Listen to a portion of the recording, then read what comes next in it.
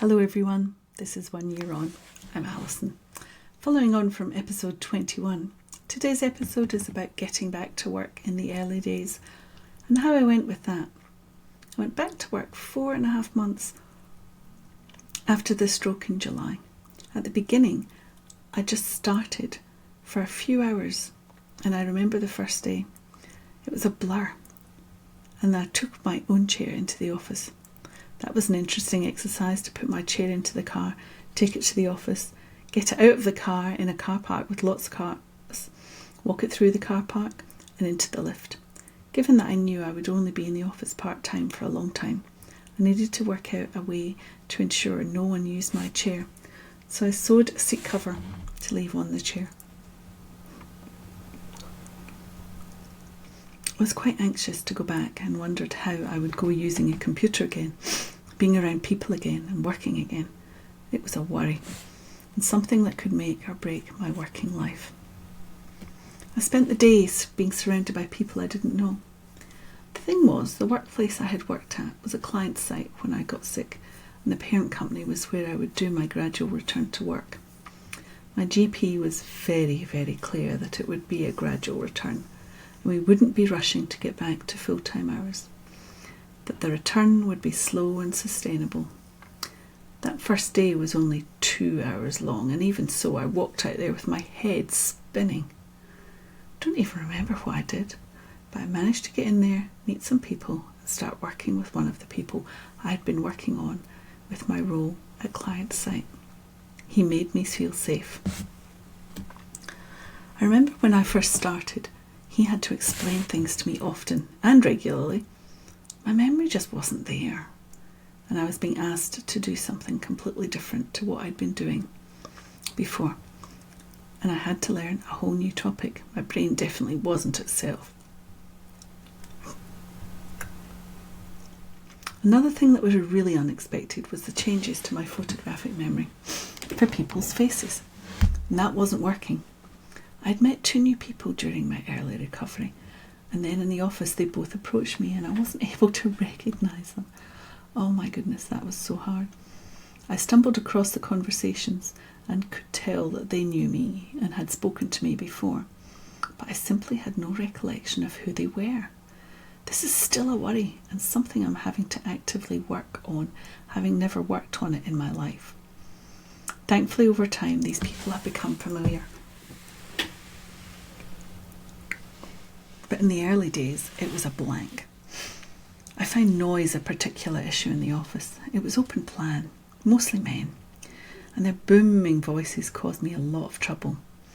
It impacted my thinking, so I simply took to wearing earplugs when I needed to do deep thinking, and I stuck a note beside my desk saying that I wore earplugs to deal with the noise, and please get my attention visually so I don't get startled. I was also very aware that it might be challenging for people to realise I was only there part-time, so I created a very clear out-of-office message and kept it on when I was away. I stated that I was not in the office and had had serious illness and was on a gradual return to work. I included the days I was working and said that the rest of the time I would be resting and recovering from my illness. I was very particular to create those boundaries, as I knew it could go haywire very quickly. As I spent increasing hours at the office, I got to know some people and started to enmesh myself in the fabric of the office. I still miss my colleagues out on my engagement, and that continues to this day. I didn't get to finish the work I did there, although I did have a chance to go back for 3 weeks on a part-time basis to fill in for the person who took over my role. And that was a very healing process. I had people come up and welcome me, give me big bear hugs. It was really nice to feel I was back with my people, but it was short-lived. What was good about being able to be back in that role was that I proved to myself I could still do it. I was absolutely exhausted every day though, coming home, and it did wear me out, but I could do the work. What was interesting to me was that the process-driven work wasn't as exhausting. The creative, deep thinking work and written work was the most exhausting, And the pedestrian work, like proofreading, that I'm used to doing all the time, was easy for me.